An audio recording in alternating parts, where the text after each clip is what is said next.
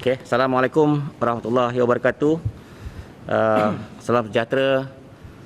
Press conference pada petang ini adalah untuk menerangkan berkenaan beberapa isu penting yang sedang berlaku berhubung COVID-19, termasuk perkara-perkara yang telah ditularkan baru-baru ini. Bersama-sama saya pada hari ini ialah yang berbahagia Datuk Omar Shafik Abdullah, Ketua Setiausaha Kementerian, yang berbahagia Tan Sri Dr. Noor Hisham Abdullah, Ketua Pengarah Kesihatan, Kementerian Kesihatan, yang berbahagia Datuk Dr. Cheong Chee Kiong, Timbalan Ketua Pengarah Kesihatan Awam, yang telah pun dilantik mengetuai Task Force Greater Klang Valley, ialah Datuk Indra Dr. Syari, Pengarah Jabatan Kesihatan Negeri Selangor. Pada petang ini beberapa daripada kita akan bercakap berkenaan pelan strategi pengurusan COVID-19 di Lembah Kelang oleh Datuk Dr. Cheong. Ya, Datuk Dr. Cheong.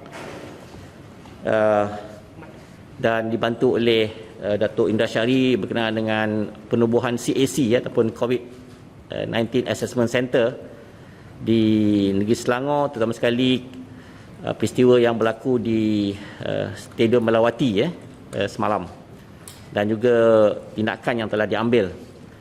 Jadi yang berbahagia Datuk Chong akan menerangkan pelan tindakan Task Force Greater Klang Valley, dan Datuk KSU akan membantu dari segi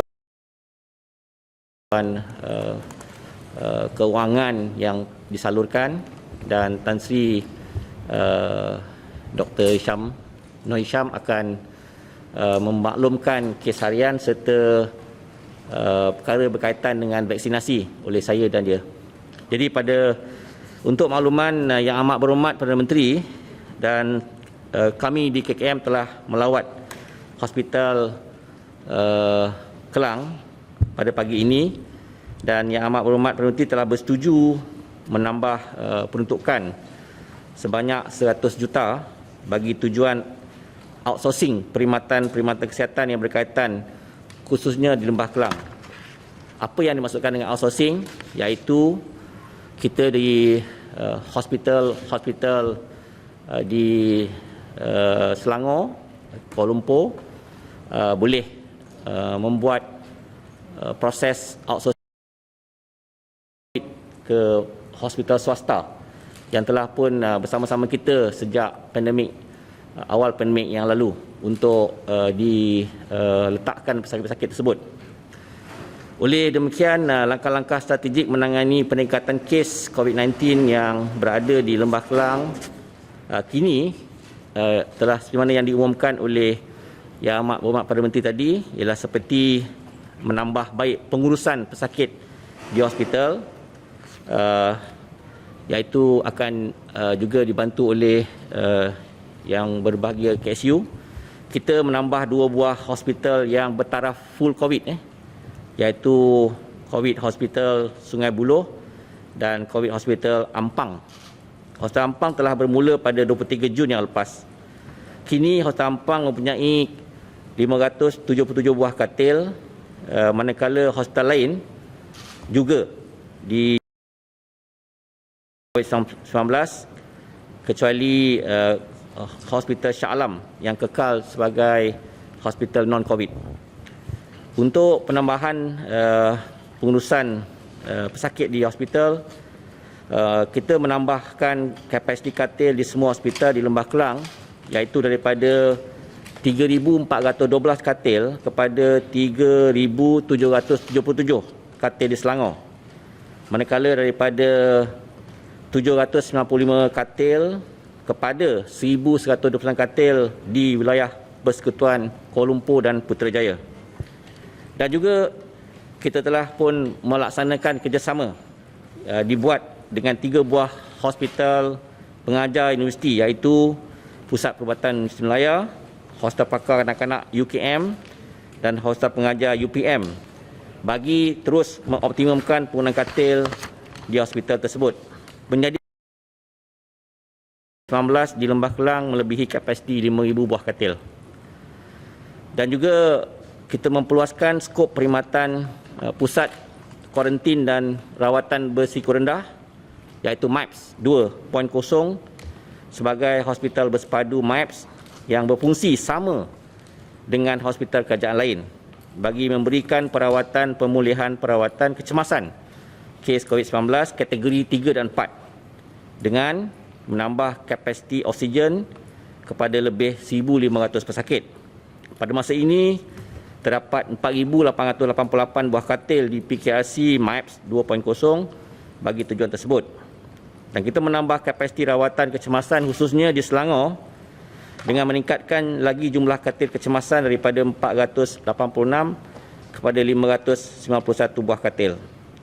Untuk ICU, kita telah menambah kapasiti perawatan di ICU hospital daripada kepada 349 buah katil di Selangor, manakala bagi wilayah Persekutuan Kuala Lumpur dan Putrajaya daripada 90 buah katil kepada 117 buah katil.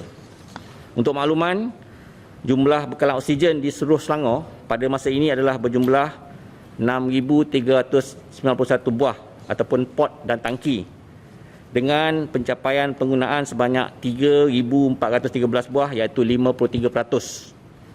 Dan tidak kita tinggalkan bagi meningkatkan lagi kapasiti oksigen di PKRC MIPS yang dijadikan sebagai hospital bersepadu dengan perawatan COVID-19. Penambahan sebanyak 1,000 tangki oksigen serta 1,000 oksigen concentrator telah pun dilakukan. Seterusnya ialah Hospital Angkatan Tentera Tengku Mizan HATTM juga telah mengaktifkan disaster management zone-nya melibatkan bekalan oksigen berpusat, vacuum port dan sistem pendawaian elektrik khas. Dan kompleks rawatan ini serta Hospital Medan dapat menyediakan kapasiti hingga 150 buah katil. Selain daripada itu, kapasiti ICU di Hospital Angkatan Tentera Tengku Mizan juga telah ditingkatkan dengan penambahan sebanyak 17 katil termasuk keperluan ventilator, menjadikan keseluruhan kapasiti ICU di Hospital Angkatan Tentera Tengku Mizan sebanyak 25 buah katil. Bagi Hospital Tengku Ampuan Rahimah atau Ashtar Kelang, penambahan katil bagi perawatan COVID-19 telah ditambah sebanyak 151 buah katil di ward. Jabatan Kecemasan Hospital Serdang telah menukar zon merah kecemasan kepada zon merah COVID-19 kerana peningkatan jumlah kes pesakit yang memerlukan rawatan oksigen. Dan seperti saya beritahu tadi, penyumber luaran rawatan pesakit iaitu outsourcing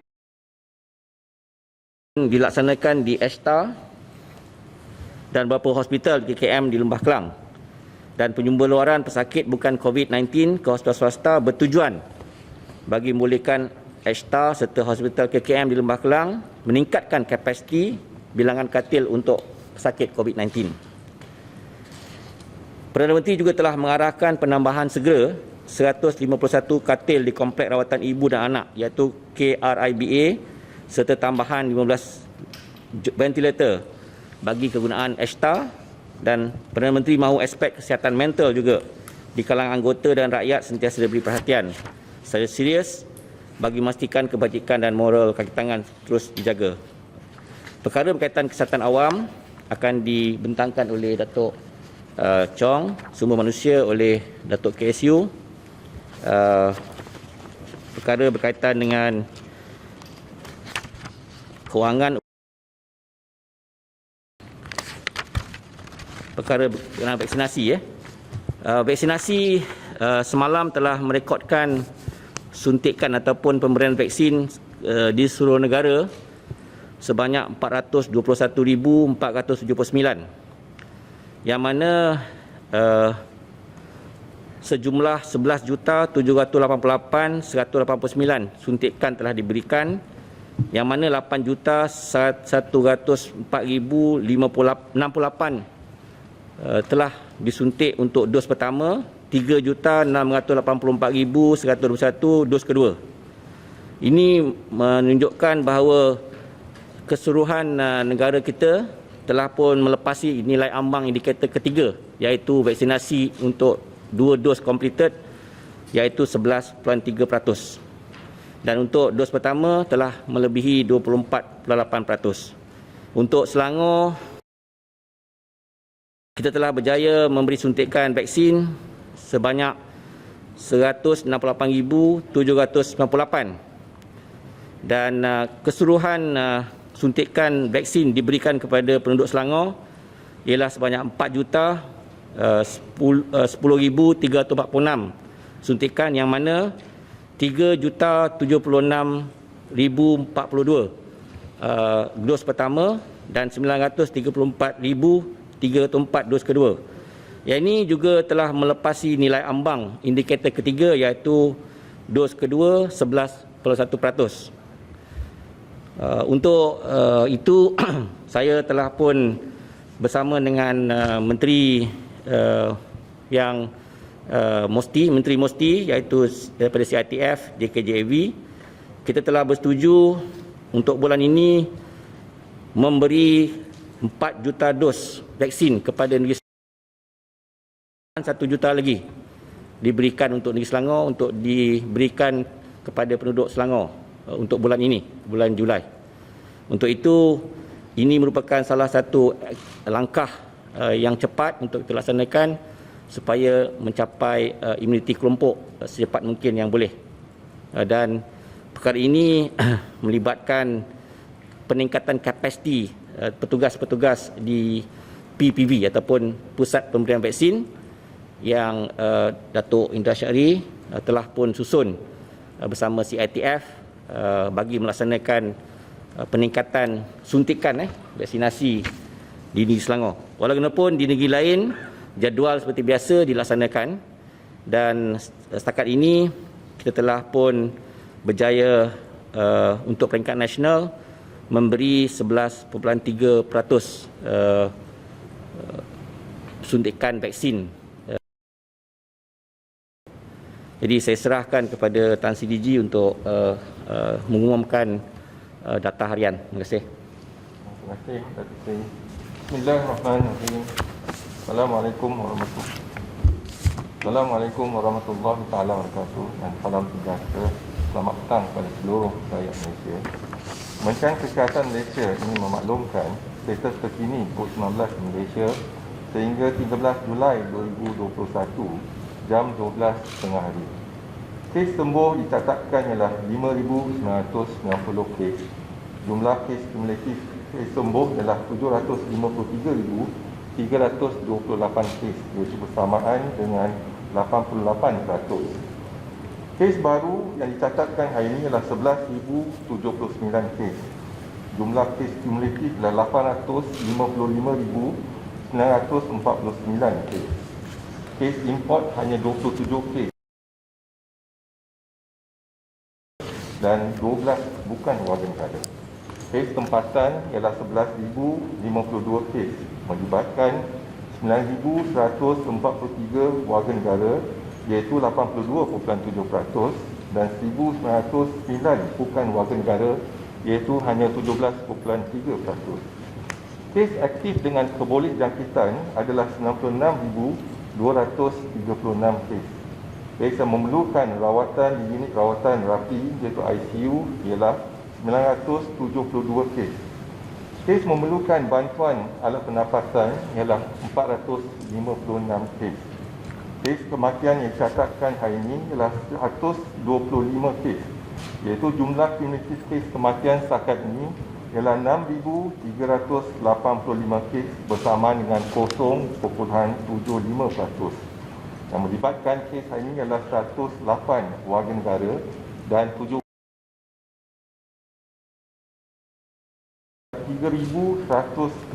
kluster. Jumlah kluster baru hari ini ialah 23 kluster.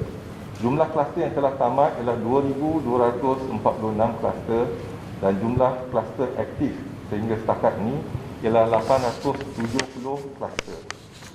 Sebanyak 125 kes kematian pada hari ini melibatkan 57 kes di Selangor, 20 kes di wilayah Persekutuan Kuala Lumpur, 13 kes di Negeri Sembilan, 9 kes di Melaka dan masing-masing 7 kes di Kedah dan Johor, 3 kes di Pahang, masing-masing 2 kes di Pulau Pinang, Perak, Sabah, Sarawak dan 1 kes di Negeri Kelantan. Perincian jumlah kes mengikut negeri, kes-kes kematian dan kluster-kluster baru adalah seperti dilaporan dan dimuat naik kemudian di laman sosial Kementerian Kesihatan Malaysia. Ingin dimaklumkan hari ini 7 Selangor, Kuala Lumpur dan Negeri Sembilan, iaitu sebanyak 7,817 kes. Negeri-negeri lain mencatatkan 3,262 kes, iaitu bersamaan dengan 30%. Dan ujian yang dijalankan hari ini ialah 120,448 ujian COVID-19, di mana RT-PCR adalah 52,550 ujian. RTK antigen pula ialah 67,868. Dan kita lihat dengan keupayaan RT-PCR daripada 92 makmal, kita berupaya menjalankan 116,803 ujian RT-PCR sehari. Dan hari ini jumlah yang dijalankan yang 52,550 bersamaan dengan 44.9%.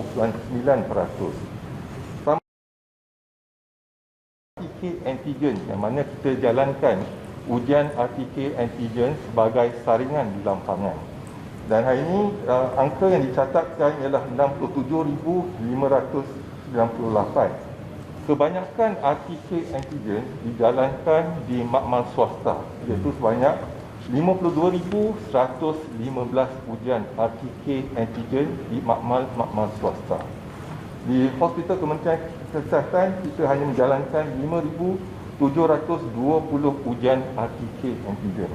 700 lagi ujian di Angkatan Tentera Malaysia, 269 ujian dijalankan di universiti dan 85 di institut kesihatan. Dan apabila kita lihat kepada strategi kita sekarang ni, kita pakai tindakan kesihatan awam, iaitu kepatuhan kepada SOP dan duduk di rumah. Tapi ini tak mencukupi. Jadi kita telah tingkatkan negara kita dan kita lihat jumlah vaksin yang kita pencapaian untuk satu negara populasi adalah 11.3%. Tetapi kalau kita lihat di kalangan dewasa 15.7%. Jadi sekarang ni kita fokus kepada Lembah Kelang. Iaitu kita melihat kepada Selangor, Kuala Lumpur dan Putrajaya. Vaksinasi populasi ialah 11.1%. Tetapi untuk dewasa 15.2%.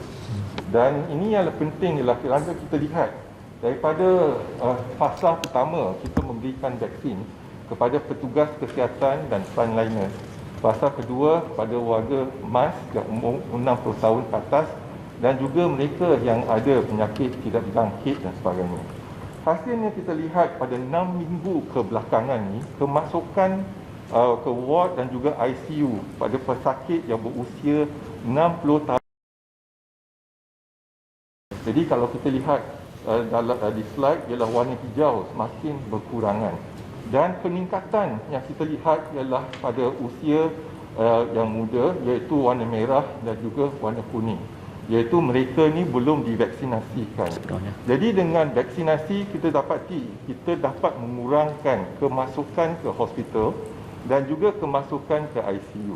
Jadi inilah penyelesaian yang kita harap rakyat Malaysia boleh tampil ke depan untuk mendapatkan vaksinasi yang lengkap.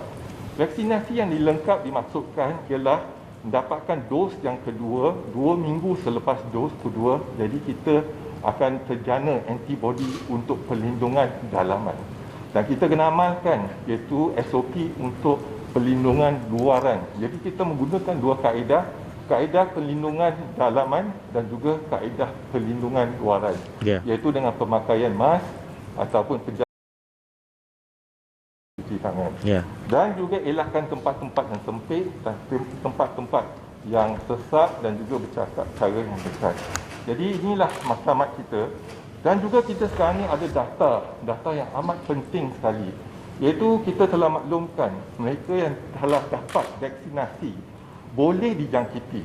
Dan apabila kita lihat petugas-petugas kesihatan, kerana kita menjalankan saringan berkala kepada semua petugas kesihatan kita yang merawat pesakit-pesakit COVID, kita dapati mereka yang dijangkiti selepas mendapat 2 dos suntikan 2 minggu selepas dos yang kedua adalah seramai 2,779 warga Kementerian Kesihatan. Dan daripada jumlah tersebut, apa yang kita dapati ialah kategori 1 ataupun tahap 1 dan 2 adalah majoriti. Tahap 3 hanya 3 orang saja. Tahap 4 hanya selepas divaksinasi mempunyai gejala yang ringan dan juga ataupun tiada gejala. Dan ini yang kita rasa, kalau dia ada gejala ringan selepas dijangkiti ataupun tiada gejala, mereka boleh diasingkan di rumah dan kemasukan di hospital berkurangan. Iaitu poin yang pertama.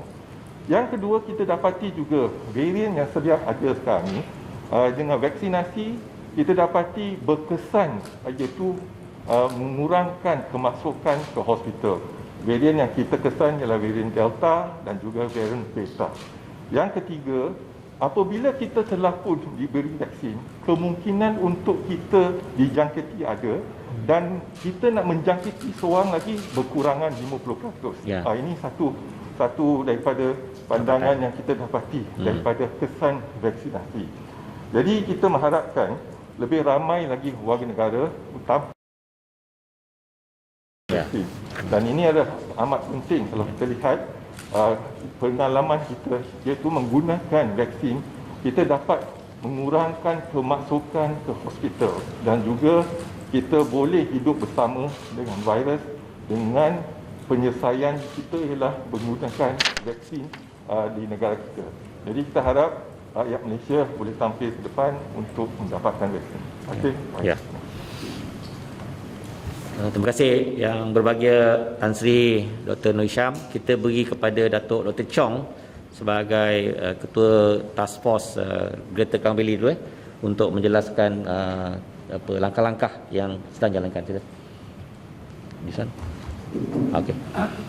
Terima kasih Yang Berhormat Datuk Seri Menteri Kesihatan. Izinkan saya cakap dalam bahasa Inggeris. Ya. First of all, I'd like to thank our Yang Berhormat Menteri Kesihatan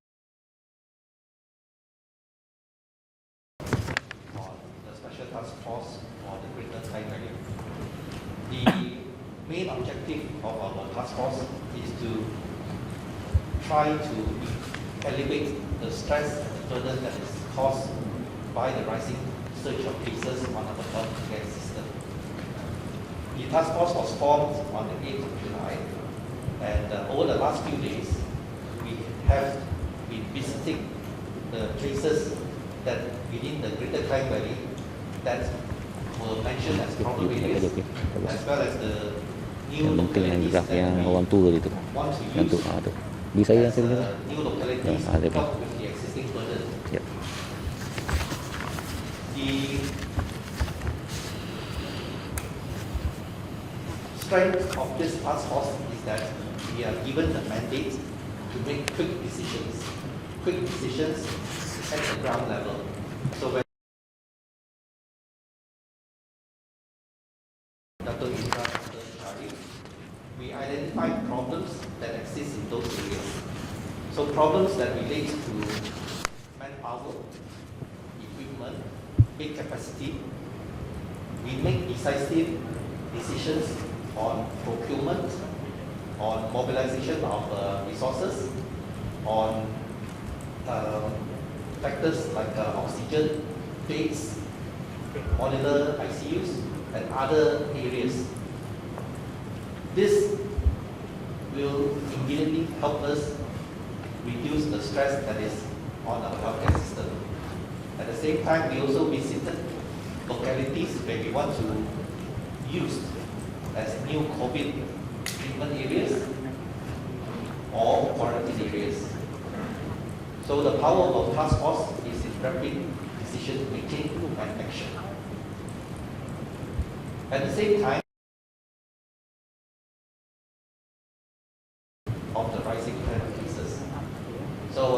task is to try to address this in the Greater Kaigai. Now, the only solution besides SOPs, and the best solution is still vaccination. Dato' Tan Sri DG has already mentioned this very in great detail. And we hope that the public will step up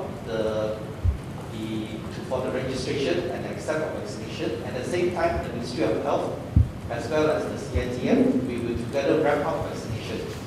But no matter how fast we do, it will still take a few weeks. It will even take us up to a month before we do that. So in the meantime, we still have to try to subdue this and this rise in cases. Towards this, we have 4 approaches. The first approach is to work with the external experts that are outside there. The external opinions, some of these opinions are accurate, some of these opinions are not. But we need to sit down together with them to come up with an agreement on how we should go forward. Should we stick in containment? Should we go into mitigation? Whatever our decision, we should succeed together or we should fail together. The next approach is to work with the economic sector. We realize the MCO has a lot of negative impact on the economic sector. But at the same time now, if we were to allow them to open up, we must have some way of working with them to make sure that they take more responsibility in ensuring that they form the safe work bubble, the safe at work that is already implemented by ET. We must make sure that they have a system of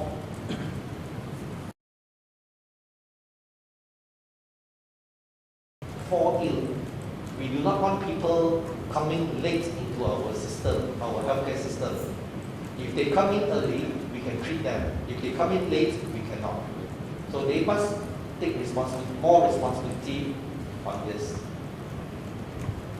The third area, of course, is what we have been talking about all this while, which is the empowerment of the public. The public also have to do what we have been talking all along: social distancing, personal protection. And in these times, if they feel that they should stay at home, they should. If they feel that they are safer at home, they should. But if they need to go out, they need to practice all the SOPs that we have talked about. And of course, the last approach that we have is to ramp up vaccination as fast as possible and make decisions on how to go forward managing this COVID. So at the moment, Yang Muhammad, we are still at day 3 of our mandate. We hope that we will get all this done as soon as possible. Ya. Thank you, Yang Muhammad. Terima kasih. Terima kasih Datuk Dr. Chong yang menerangkan tentang task force yang diketuai untuk Greater Klang Valley menangani pandemik COVID-19.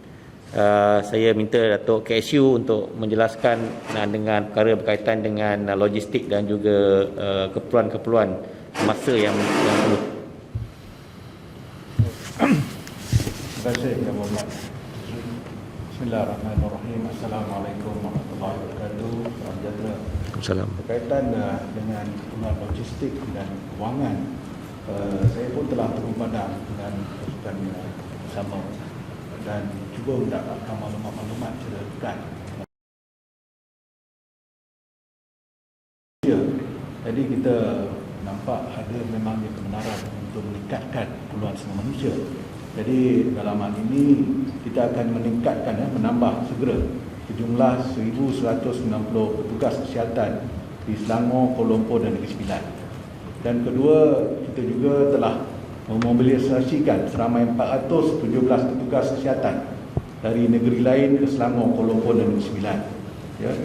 Dan seterusnya kita akan menambah lebih kurang 5,000 petugas, iaitu pegawai perubatan, jururawat, penolong pegawai perubatan dan sebagainya, untuk menyokong penyampaian perkhidmatan di Lembah Kelang dan Negeri Sembilan. Dari segi kewangan, yang mana telah pun dimaklumkan oleh Amat Berhormat Tan Sri Perdana Menteri pagi tadi, KKM kita telah memohon kepada Kementerian Kewangan untuk mendapatkan bajet tambahan sejumlah 1.2 bilion untuk menampung operasi kita menghadapi bagi membentuk. KKM telah pun membelanjakan jumlah lebih 700 juta di bawah di seluruh JKN di Malaysia, dan semua perbelanjaan ini banyak telah dilaksanakan secara darurat, iaitu memandangkan kepentingan kita untuk bertindak segera, ya, bukannya melalui cara biasa, dan bagi menambah peruntukan bagi pengurusan COVID-19 di Lembah Kelang khususnya. Pagi tadi pun Yang Amat Berhormat Tan Sri Perdana Menteri telah mengumumkan untuk aktiviti penyemaluaran outsourcing sejumlah RM100 juta, dan begitu juga untuk pengurusan kesihatan mental sebanyak 20 juta dan sebagainya, tambahan perlengkapan wad 151 katil dan 15 ventilator di Hospital Hatta sebanyak 5 juta, penambahan ruang-ruang hospital di negeri Selangor 5 juta, dan begitu juga kita tengah meneliti menambah baik di Hospital Hesta dan juga Hospital Selayang dan Hospital Tunku Jaafar di Seremban dan sebagainya. Dan kita akan membuat engagement dengan pihak perbendaharaan, dan kita setakat ini di mana Yang Berhormat Tan Sri Perdana Menteri mengumumkan pembayaran allowance COVID bagi kaki tangan yang bertugas di ICU, bagi meningkatkan semangat mereka untuk terus bekerja dengan memberi perkhidmatan terbaik. Dan kita juga telah memohon untuk penyediaan taska bangunan bagi menempatkan anak-anak petugas sebagai moral booster, dan ini kita dapat belanja sebanyak 1.5 juta. Dan juga untuk frontliner yang kita yang banyak berkorban ni, kita juga mohon RM2 juta untuk pusat kuarantin khas dan sebagainya. InsyaAllah kita akan dapatkan untuk mengusung COVID. KSU untuk CAC yang melibatkan 34 CAC dalam negeri Selangor, antaranya ialah CAC di Stadium Melawati Shah Alam, dan Datuk Indra Syahri, Dr. Syahri akan menerangkan tentang CAC dan keperluannya. Sila. Terima kasih Yang Berhormat Sri Menteri. Bagi negeri Selangor, pada masa ini kita terdapat 27 COVID Assessment Center yang berada di seluruh negeri Selangor, dan ianya adalah untuk kita berperanan dalam memastikan pesakit-pesakit COVID-19 ini dapat kita buat assessment dan dirujuk dengan sepenuhnya, serta pada tempat tersebut akan dilakukan release order kepada mereka yang telah melepasi tempoh kuarantin. Jadi baru-baru ini pada hari semalam, di mana yang begitu tinggi yang diuruskan di CAC Stadium Melawati. Untuk maklumat, Stadium Melawati tersebut pada kebiasaannya akan merawat 1,500 kes sehari. Namun pada hari semalam terdapat 4,483 pesakit telah dilihat di Stadium Melawati. Dan kalau kita lihat, ini adalah peningkatan yang amat mendadak. Jadi dalam memastikan perkara tersebut dapat diatasi dengan segera, pada hari sedemikian juga kita sebenarnya telah membuat anggaran bilangannya akan dilihat, dan kita telah menempatkan tambahan kaki tangan sebanyak 85 orang yang telah dimobilisasikan daripada negeri-negeri lain di negeri Selangor. Di samping kita telah menambahkan kaki tangan yang telah kita ambil daripada klinik-klinik kesihatan di dalam negeri Selangor. Bagaimana kita buat? Kita telah mengetahui kes-kes kronik di klinik-klinik kesihatan kepada tahap 25%. Oleh itu kita telah dapat mobilisasikan kaki tangan bagi melaksanakan program tersebut. Dan untuk makluman, CAC Melawati ini saya rasa adalah CAC yang terbesar di Malaysia. Dan dalam memastikan peranan CAC ini dapat dilaksanakan dengan baik, beberapa perkara telah diambil kira, iaitu di mana CAC ini akan dibuka setiap hari di mana-mana CAC dalam negeri Selangor. Keduanya, kita akan menambahkan mobilisasi di mana yang berbagai datuk sektor telah menguruskan mobilisasi tersebut ke dalam negeri Selangor untuk kita memastikan petugas-petugas dapat bekerja dengan baik dan juga dapat melaksanakan tugas-tugas dengan baik. Seterusnya, bagi CSC Malawati tersebut, kita telah mewujudkan 3 laluan. Pertama, laluan bagi tengah gelam. Yang keduanya, kita membuat laluan bagi mereka yang perlu dibuat COVID assessment. Dan laluan yang ketiga adalah laluan bagi warga tua ataupun mereka OKU dan kanak-kanak yang memerlukan laluan khas. Jadi dengan 3 konsep ini, insyaAllah kita akan melaksanakan dengan baik dan kita telah praktikkan. Dalam pada hari semalam, di mana perkara tersebut ramai yang datang, kita telah membuka satu ruang lagi, iaitu ruangan untuk pemberian release order. Pada hari semalam terdapat 1,900 orang pesakit yang perlu menjalani release order. Dan pada di Stadium Melati itu juga, kita juga telah menyediakan kemah-kemah serta kursi-kursi bagi memastikan pesakit-pesakit yang datang dapat diuruskan dengan baik dan pada masa yang sama berkat kerjasama badan-badan NGO yang ada dalam negeri Selangor, makanan, roti, nasi lemak, dan air mineral dan sebagainya. Dan ianya telah dilaksanakan selepas pada hari raya terdahulu sehingga sekarang benda itu masih berjalan. Dan bagi memastikan kebajikan pesakit dapat diurus dengan baik, CSC ini akan dibekalkan dengan oksigen dan sebagainya untuk memastikan pesakit mendapat oksigen sebelum dirujuk di mana-mana hospital maupun di MAI. Dan selain daripada itu, inisiatif telah diambil, kita juga menggalakkan mana-mana doktor swasta ataupun organisasi untuk mewujudkan CSC swasta bagi mengurangkan pesakit yang hadir kepada CSC yang sedia ada.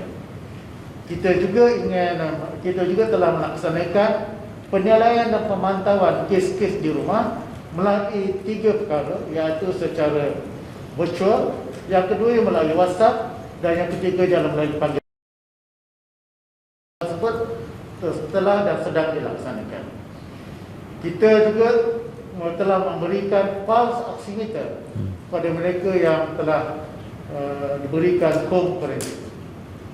Manakala pada hari semalam, kalau kita lihat, terdapat juga berita mengenai tentang CAC Andalas. Di mana CAC Andalas ini baru dibuka pada 12 bulan.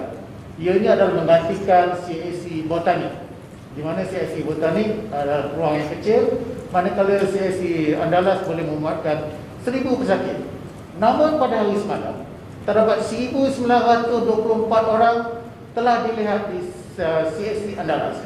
Dan memang terdapat kegusaran masyarakat yang berada di Andalas terhadap kehadiran pesakit-pesakit COVID-19 tersebut. Oleh itu, pegawai kesihatan daerah Kelang, Dr. Masyita,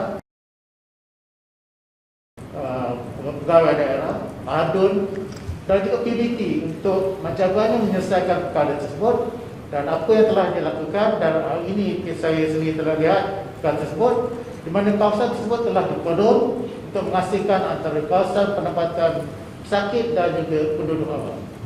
Yang keduanya, kita telah menambahkan anggota untuk kawalan lalu lintas di kawasan tersebut.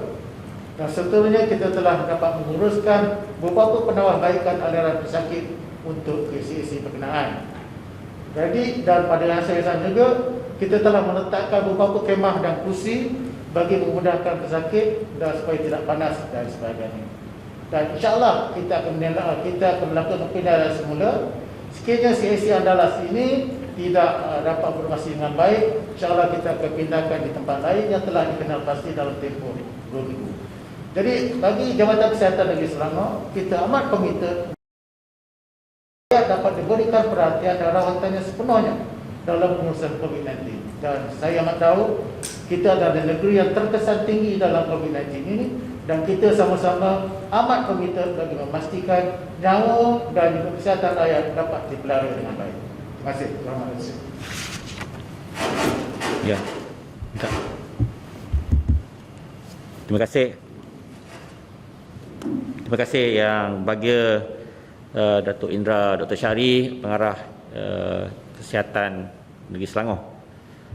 Kita nak tanya ada apa-apa lagi nak tambah tak? Datuk Chong, Tan Sri. Okey, kalau tak ada kita buka kepada Cuba tambah. tambah. Ini terima kasih Encik Berhormat. Ini berkaitan penularan dalam sosial media berkaitan dengan kekurangan oksigen di mine. Sebenarnya kita telah ambil tindakan untuk meningkatkan kadar oksigen dengan melantik hubungan negeri syarikat. Terima kasih. Kita buka kepada soalan. Dah. Saya Waziri Kepada Rumah. Baiklah, hari ini kita menyaksikan Malaysia merekodkan lebih 11,000 kes baru. Jadi boleh tahu dari mana datangnya kes baru ini? Semua adakah ianya adalah ujian saringan yang backlog? Dan ramalan KTM sendiri selepas berapa minggu akan datang, berapakah kes tertinggi yang akan dicapai oleh Malaysia? Arti ya. Terima kasih atas soalan tersebut. Jadi kalau kita lihatkan ni, Selangor, Wilayah Persekutuan Kuala Lumpur dan juga utara Negeri Sembilan Seremban berada di kawasan PKPD. Jadi dalam kawasan PKPD kita akan meningkatkan saringan, dan hari ini kita lihat dalam saringan tersebut kebanyakan saringan iaitu 52,115 ialah menggunakan RTK antigen di lapangan. Jadi ini menunjukkan banjir pekerja-pekerja dan juga dalam komuniti kita tingkatkan saringan. Ini menyumbang pada peningkatan kes. Dan kita lihat negeri Selangor saja, yang kes yang dicatatkan hari ini ialah 5,263 kes. Kuala Lumpur 1,521 kes dan Negeri Sembilan 1,053 kes. Jadi ini adalah kesan daripada saringan yang bersasar dan dijalankan. Dan juga setelah sekarang ini kita melihat kepada untuk kilang-kilang dan tempat kerja untuk buka diperlukan menjalankan saringan. Jadi saringan dipertingkatkan. Yang kedua kita lihat juga untuk pekerja-pekerja yang positif, kebanyakan daripada saringan ni 53% adalah dalam kategori 1 ataupun tahap 1. Jadi kalau tahap 1 dan 2 kita jangkakan lebih kurang 85%. Jadi 15% mungkin memerlukan iaitu kategori 3, 4, lebih kurang 5 hingga 10%. Tetapi yang menjadikan hospital kita sesak ialah kategori 4 dan 5 memerlukan rawatan yang berpanjangan. Contohnya kategori 4, purata keduduk ataupun purata rawatan di hospital adalah 14 hari. Kategori 5, purata rawatan ialah 21 hari. Jadi walaupun jumlah kes tu tak banyak, tetapi pertambahan kes setiap hari menjadikan hospital tu ataupun ICU kita sesak. Namun begitu kita telah pun melihat pada ruang-ruang yang ada untuk kita jadikan tambahan katil dan juga kita menggunakan kerjasama dengan Hospital Angkatan Tentera dan sebagainya untuk kita rujuk pesakit kita kategori 4. Kategori 4 memerlukan oksigen, kategori 5 memerlukan bantuan alat pernafasan. Jadi kita harap kita dapat pertingkatkan. Tapi kalau kes ataupun dengan cara tiba-tiba kes dikesak yang datang ke ward kecemasan ataupun jabatan kecemasan dengan jumlah yang amat tinggi. Jadi kita tak boleh menolak sakit tersebut, kita terima sakit tersebut dan kita berikan ruang mana-mana yang ada sebelum kita rujukkan sakit tersebut ke hospital yang lain ataupun kita ke ruang-ruang yang ada yang telah kita siapkan dan ataupun kita merujuk kepada hospital swasta. Jadi ada kita lihat kepada cara kita menguruskan pesakit tersebut. Jadi dalam 2-3 hari lepas ada peningkatan pesakit yang mendadak dalam sehari menghinggakan ruang yang sedia ada tak mencukupi. Namun begitu dalam tempoh 24 jam kita telah pun meningkatkan 151 katil di Hospital Tunku Ampuan Rahimah, iaitu kita menggunakan ruang yang ada yang kita katil untuk memberikan rawatan kepada pesakit terutamanya pesakit tahap 3 dan 4. Ini pemantauan yang kita laksanakan. Hari ini kita lihat, kita juga menghantar pesakit-pesakit kita kepada hospital-hospital daerah yang ada kekosongan katil dan kemampuan menerima pesakit.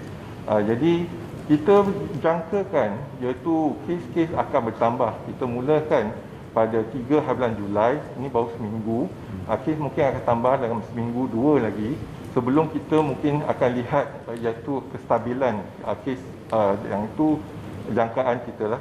Tapi ada satu lagi faktor yang amat penting yang kita lihat ialah iaitu varian yang sedang merebak. Kes kalau kita tengok unjuran kita pada kita laksanakan PKP yang ketat pada 1 Jun, kita telah pun dalam tempoh 10 hari telah berjaya meratakan kes daripada 9,020 kes turun hingga ke 5,000.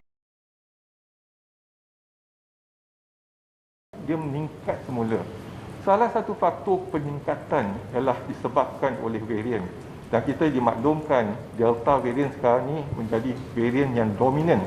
Sebelum ni ialah varian Beta yang telah merebak ke seluruh negara. Setiap negeri ada terkesan ataupun telah dikesan ada Beta varian. Tapi Delta varian ni dia berebak dengan cepat sekali. Kalau kita lihat pada permulaan jangkitan merebak dia Delta varian, R0 iaitu permulaan untuk Delta varian ialah 5 hingga 8. Berarti kalau Wuhan punya virus itu 2.5 ataupun 2.2 hingga 3. Berarti kalau 100 orang dijangkiti, dia boleh menjangkiti 800 orang dalam tempoh yang singkat. Inilah kerana kita lihat jangkitan ni sekarang ni mengikut udara ataupun airborne transmission dan pada masa yang singkat dia boleh menjangkiti.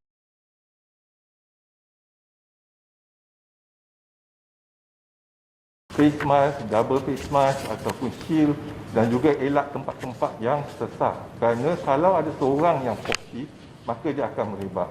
Ini yang kita dapati kes meningkat sebab saringan kita pun meningkat hari ini.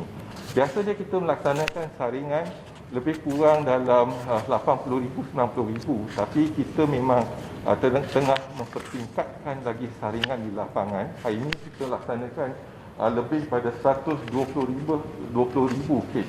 Tapi ini tak mencukupi lagi. Kita seharusnya lagi mempertingkatkan lagi saringan. Walaupun keupayaan kita menggunakan RT-PCR hanya 44%, masih ada keupayaan makmal tempatan untuk jalankan saringan RT-PCR. Dan RTK antigen kita harap kita boleh pertingkatkan lagi saringan menggunakan RTK antigen. Dan besok kita ada mesyuarat untuk melihat kepada penggunaan RTK antigen ILU.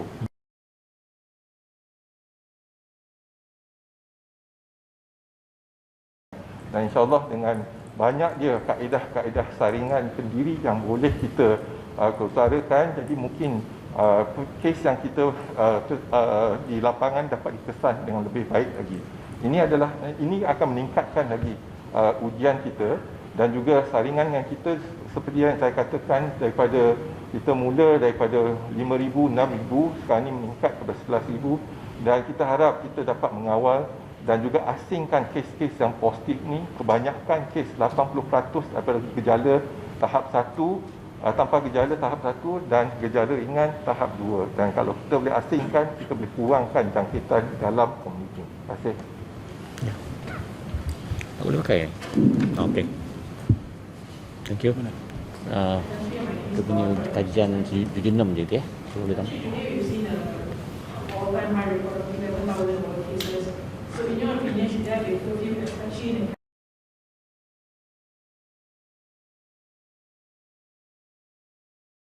the plans to boost capacity, human resources, and the base? Can our frontliners cope with that? Thank you very much for the question. So just continue with the variant. At the moment, today on the 2nd of July to 11th of July, we have detected 36 variant of concern, of which 26 Delta variant and 11 Beta variant. So in total, Alpha variant 11 cases, Beta variant 147 plus 11 cases the recent from 2nd of July to 11th of July. In total is 158. And the Delta variant We have 40 before and plus 26 at the recent detection. So we have 56. So this is the variant that's around. Certainly we understand because when the cases goes up, there's a demand in terms of moral distress in our frontliners. So what we are doing now is to mobilize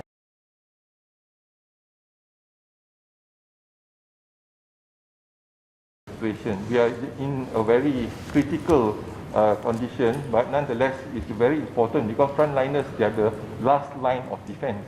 So, and we hope that we can continue to provide services as much as we could, and supported by what Dato' KSU have mentioned in terms of staffing, in terms of equipment, in terms of mobilization of the staff from other places. So we hope that this will buffer for the time being. But this is not the solution. The solution is to decrease the cases. The only way we can decrease the cases is that to increase the vaccination rate. We have seen, as I showed in the graph, when we started the second wave and the second phase and first phase, first phase healthcare workers, of the healthcare workers already protected, infected 2,779. Majority of them category 1 and 2. So then you don't need admission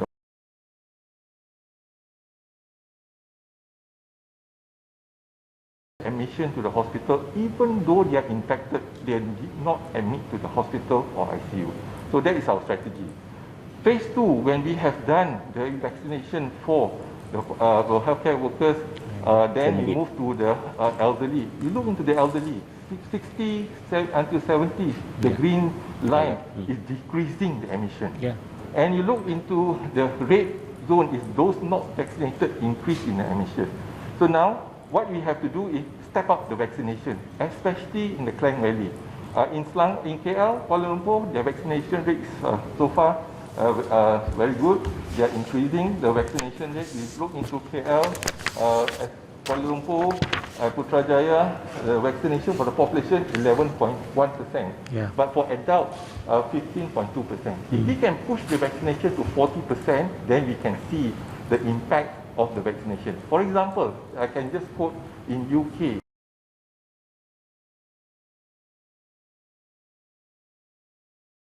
Started the vaccination, 1 death in every 1,000. So you see, in terms of the decrease of death as well as admission to the hospital. So the vaccination now, it is to decrease the admission to the hospital and to ICU. So this is very important so that we can actually live side by side with the virus. Ya, terima kasih. Tak dengar. Is there a need for curfew, especially now in Klang Valley? Is there a need for curfew for the Klang Valley? Yeah, at the moment we have the PKP. PKP is considered as a very tight PKPD. in terms of PKPD is very MCO is considered a very tight enhanced MCO in Klang Valley. So we hope that the people stay indoor and to avoid infection. Now, if stay at home is our tagline during the second wave.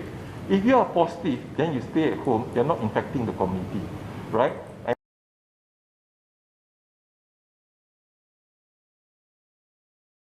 out in the public, then you can avoid from infected.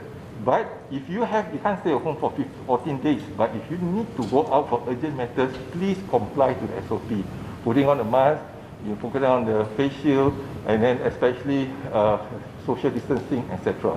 So to avoid from getting infection, so comply to the SOP. This is important for us to break the chain of infection. We need the collaboration of everyone. The government and Ministry of Health can probably do 10% of the work, but we need each individual and public to comply and to break the chain of infection. Thank you. Assalamualaikum Tan Sri, Dr. Sawati. Dua soalan Tan Sri. Pertama adalah kalau mengikutkan keadaan vaksinasi antara yang terbaik di dunia, tetapi dengan peningkatan kes yang melebihi 11,000, adakah ini mungkin boleh mengantutkan usaha mencapai imuniti kelompok? Dan soalan kedua Tan Sri dalam mengenai, sebab Tan Sri tadi ada mention mengenai bagaimana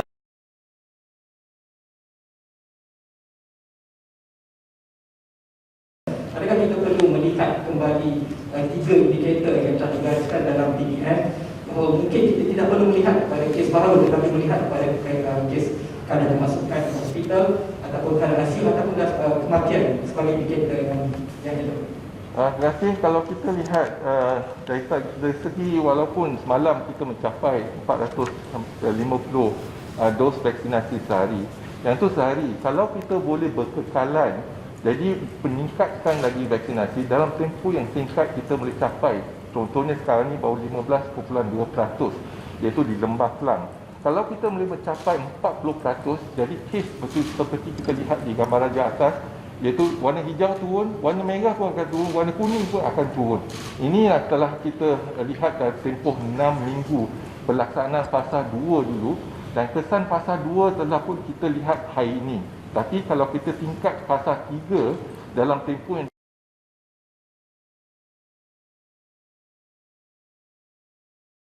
tersebut. Jadi kalau boleh kita tingkatkan vaksinasi. Dan vaksinasi ada 2 dos. Dos pertama dan dos kedua. Pada permulaan kita nak seramai yang boleh untuk mendapatkan vaksinasi. Contohnya AZ, dos kedua gap dia ialah 4 minggu hingga 12. Kita menggunakan 12 minggu supaya kita boleh vaksinasi seramai yang boleh. Dan Pfizer ialah 3 minggu. Jadi kita pertimbangkan sama ada kita nak panjangkan kepada 6 minggu. Tetapi kalau UK mereka gunakan kaedah tersebut. Tapi kita dimaklumkan dalam satu dos yang diberi, ketahanan ataupun penjanaan antibody hanya 33%. Jadi mungkin tak optimal kalau kita berdepan dengan Delta variant. Jadi sekarang ni kat UK pun dah 12 minggu dia kurangkan 9 minggu. Dan Pfizer memang dia pun memang dikalahkan 3 minggu. Jadi kita kekalkan supaya kita mendapat immunity yang optimum 2 minggu selepas dos kedua.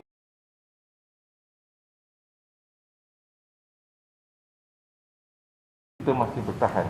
Dalam kes yang petugas kesihatan 2,779 kes yang dikesan, ada juga didapati Delta variant dan Beta variant, tetapi tahap 1 dan 2.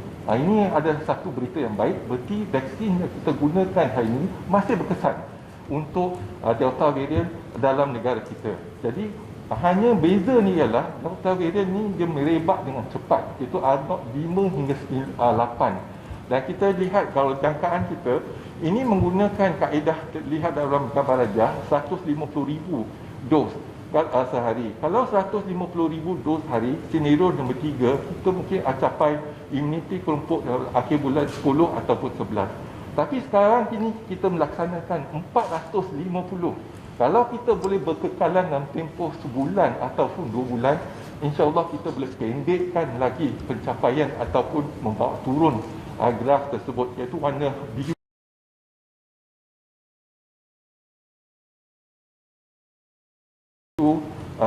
vaksinasi dan juga tindakan kesihatan awam.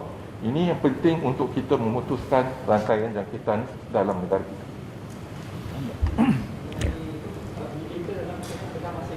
Indikator yang kita ada ialah proxy indikator. Kita ada guna 3, yang sama guna 4,000 kes untuk seluruh negara. Tapi kita pecah kecil, iaitu kalau setiap negeri 12.2 per 100,000 penduduk. Jadi kalau kita boleh capai kurang pada 12.2 per 100,000 penduduk, maka kita boleh balik kepada fasa 2. Yang kedua, kita melihat kepada satu portfolio ataupun indikator proxy. Kita gunakan sama ada respon kita di Kementerian Kesihatan ataupun hospital memadai, sama ada terhad, sederhana dan mencukupi. Jadi ini kita indikator ni untuk melihat pada keupayaan hospital untuk menampung sakit. Yang tu kita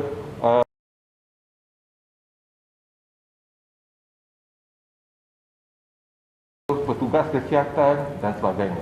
Dan yang ketiga ialah jumlah vaksinasi, iaitu 10%. Boleh kita alih kepada fasa 2 dan 40% ke fasa 3. Jadi kalau kita boleh mencapai 40%, banyak data-data dari luar negara. Kita bernasib baik kerana kita ada tempoh masa 3 hingga 4 bulan melihat kepada perkembangan negara-negara yang maju yang menggunakan vaksinasi lebih awal daripada kita. Contohnya di UK, mereka mula pada bulan 12, ada yang mula pada bulan 1, dan kita mula pada bulan 3. Walaupun kita telah lancarkan vaksinasi pada 24 bulan Februari. Tetapi ada 3 bulan kita lihat perkembangan di negara-negara yang maju, dan kita lihat selepas vaksinasi mencapai 40%, kes akan menurun. Jadi ini cara kita nak melesaikan, kita yakin ini akan boleh kita laksanakan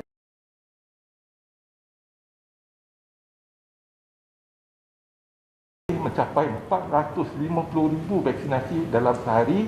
Nescaya kalau kita kekalkan dalam tempoh sebulan tempoh ni, dan ataupun 2 bulan mencapai 40%, kita akan melihat pada penurunan kes di hospital dan juga di ICU. Tambah. Ni pasal kaki tangan tadi. Apa? Ni tambah apa? Kita nak yang Menteri kita nak menjelaskan lah tentang kejadian kes positif COVID di IDCC yang mana betul pula kita perlu menjelaskan. Ni ID PP Convention. Convention IDC apa? Shah Alam. Ya. Bagi kejadian kes di IDCC yang telah dilaporkan, sebenarnya kalau kita lihat sama ada petugas maupun volunteers yang berada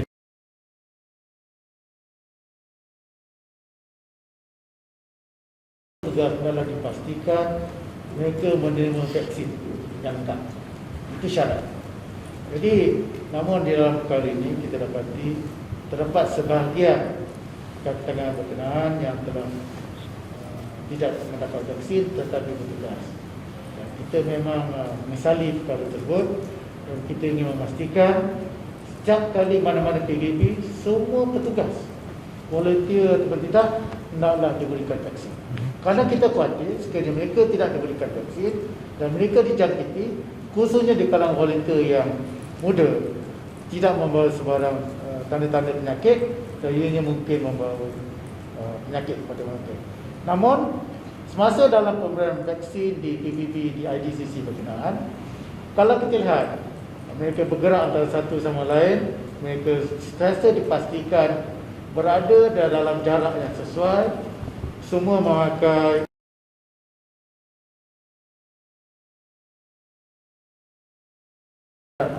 masyarakat janganlah merasa gusar dalam perkara tersebut.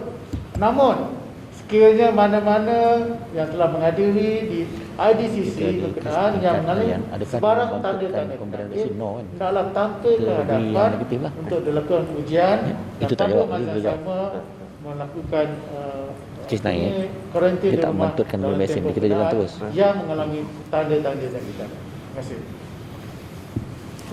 Tan Sri Diji nak tambah pasal tadi soalan sekiranya kes meningkat, adakah dia membantutkan usaha vaksinasi? Jadi kalau kes meningkat, jadi kita sepatutnya meningkatkan lagi vaksinasi di dalam komuniti lah. Jadi kalau kita boleh tingkatkan vaksinasi, jadi kita akan melindungi komuniti tersebut. Dan kalaupun dijangkiti, tapi dia ada ketahanan dalaman untuk melawan penyakit tersebut, jadi mungkin tak ada gejala ataupun gejala ringan. Kalau tak ada gejala ringan, seperti kita merawat flu.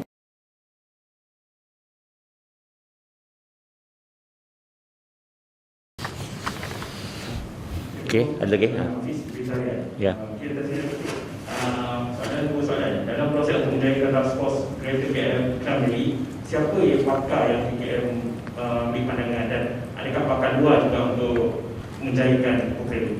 Soalan kedua, setengah negara sedang memberikan ada vaksin dua, campur vaksin macam Thailand, Sinovac dan AstraZeneca. Adakah KM sendiri mempertimbangkan perkara ini? Sedangkan WHO ada cakap ini sebagai trend yang membahayakan. Terima kasih. Ni Ames dia jawab. Di mana pakar-pakar yang kena pasti di bawah KKM, memang pada masa ini pun tidak ada satu expert advisory group. Betul, tinggal lah. Mix Ames dia. Mix Ames dia jawab. Dan kita akan Ni data KL. dengan mereka pada malam ini juga saya ada satu visi dengan beberapa daripada expert ini juga.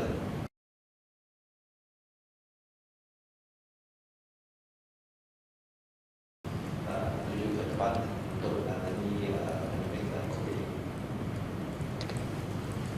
Terima kasih. Soalan kedua ialah campuran vaksin. Jadi setakat ni kita tak ada data yang kukuh lagi untuk kita laksanakan campuran vaksin. Contohnya AstraZeneca dengan Pfizer. Ada laporan daripada 2-3 negara, tetapi kita kena data-data yang kukuh dan syarikat-syarikat tersebut membenarkan.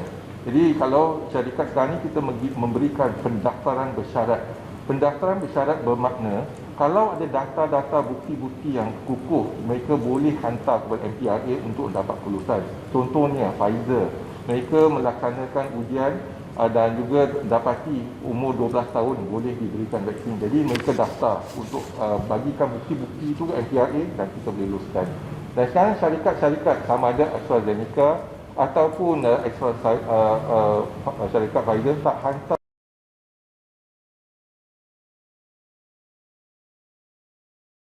kita kaji kalau ada keperluan untuk kita laksanakan, tapi setakat ni kita rasa tak ada keperluan lagi.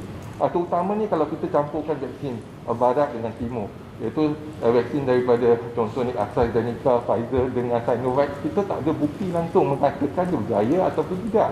Jadi kita berdasarkan pada bukti-bukti yang kukuh. Kalau tak ada bukti, kita tak boleh mensyorkan campuran tersebut. Jadi inilah keadaan yang sebenarnya. Kalau kita kena pastikan vaksin itu selamat, apa kesan vaksin tersebut, kesan samping dan sebagainya, kena kita ada kajian, barulah kita boleh nasihatkan sama ada kita boleh campurkan vaksin ataupun tidak. Tambahan kepada vaksin, kita telah pun dimaklumkan bahawa pemberian vaksin Sinovac dalam negara kita telah pun diberikan approval untuk masuk ke